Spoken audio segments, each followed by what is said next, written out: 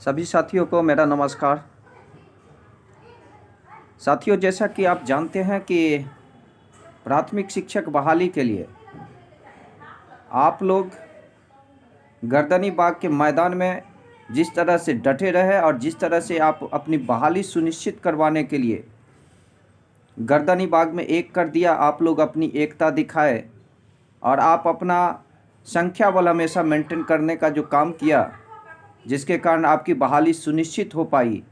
मैं समझता हूँ कि इतिहास में ये लिखा जाएगा और लोग आगे इस चीज़ को समझेंगे कि आंदोलन का रूपरेखा कैसे तैयार होता है। आप सभी साथियों को मैं धन्यवाद देना चाहूँगा जो आप अपने अधिकार के लिए हमेशा गर्दनी बाग के मैदान में पटना के धरती पर आप जिस तरह से अपनी लड़ाई लड़ने के लिए इकट्ठा हुए और प्रशासन द्वारा जिस तरह लाठीचार्ज किया गया, उसके उपरांत भी आप लोग जिस तरह से वहाँ मोर्चा संभाले रहे हैं, तो मैं समझता हूँ कि वैसे साथियों को मेरा नमस्कार और मैं धन्यवाद देना चाहता हूँ जो इतनी ठंड के मौसम में भी आप लोग हमेशा अपनी अधिकार के लिए और सरकार जो जिस तरह से आपके साथ हमेशा छल करने का काम किया है, उस सरकार पर दबाव डालने के लिए पटना की धरती पर इकट्ठा होने का काम किया है, वैसे सभी साथियों को मेरा एक बार पुनः नमस्कार।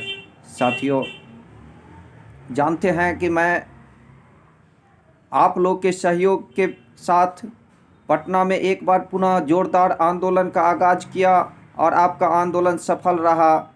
मैं समझता हूं कि 94,000 जो हमारे भाई और बहन जो हमेशा अपने अधिकार के लिए लड़ने का काम किए हैं, जो चाहते थे कि आपकी बहाली सुनिश्चित हो, वैसे सभी भाई और बहन इतने ठंड के मौसम में भी गर्दनी बाग में जाकर के आंदोलन और धरना प्रदर्शन देने का काम किया, सरकार पर दबाव डालने का काम किए। अंततः सरकार आपके सामने में झुकना ही सरकार को पड़ा।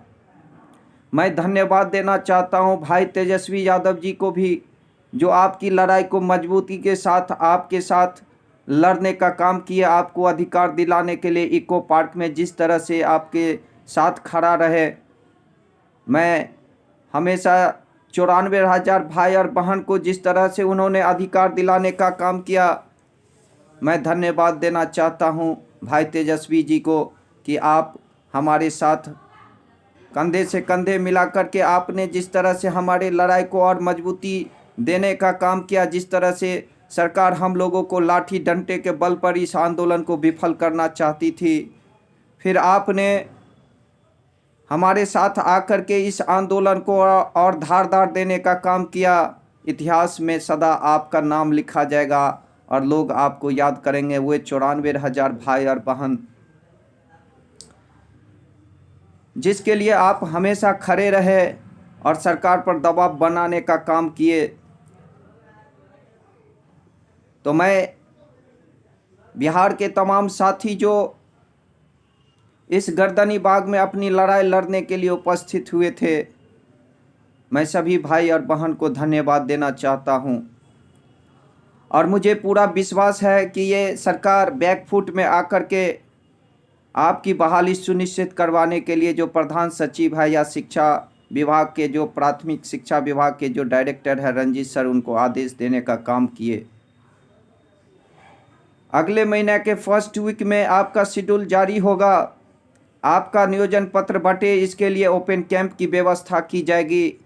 इसके लिए शीघ्र ही विभाग द्वारा पत्र निर्गत किया जाएगा और हमने पटना के गर्दनी बाग में ये कहा था आप लोगों के सामने कि ये आपका आंदोलन बंद नहीं हुआ है, ये आंदोलन कुछ दिन के लिए स्थगित हुआ है और यदि सरकार फिर भी किसी तरह का कुचाल चलती है या किसी भी तरह का गलत निर्णय लेने का काम करती है, तो हम लोग फिर सरकार के विरुद्ध मोर्चा खोलेंगे और अपना बहाली सुनिश्चित करवाने के लिए हम किसी भी हद तक जा सकते हैं। सरकार को किसी भी तरह से हम लोग जो है दबाव डालने के लिए हमेशा एकत्रित रहने का काम करेंगे। साथियों, आपके सहयोग के बिना ये काम अधूरा था। आपके बिना ये अधूरा था। जब तक आप साथ नहीं देते तब ये संभव नहीं प्रतीत होता था, लेकिन आप जब गर्दनीबाग पहुँचे, आपकी जो संख्या बल हजारों में थी, और जब ये सरकार लाठी डंडे के चोट पर आपको भगाना चाहती थी गर्दनीबाग के मैदान से, लेकिन आपने कभी हिम्मत नहीं हारा। आपने लाठी डंडा चलने के बाद भी आप लोग गर्दनीबाग के मैदान में डटे रहे। तो मैं समझता हूँ कि वहीं से आपकी जीत सुनिश्चित हो गई थी।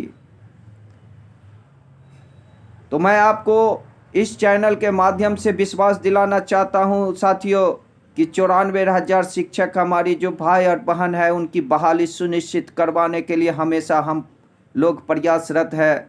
और सरकार किसी भी तरह का आनाकानी करती है, या सरकार यदि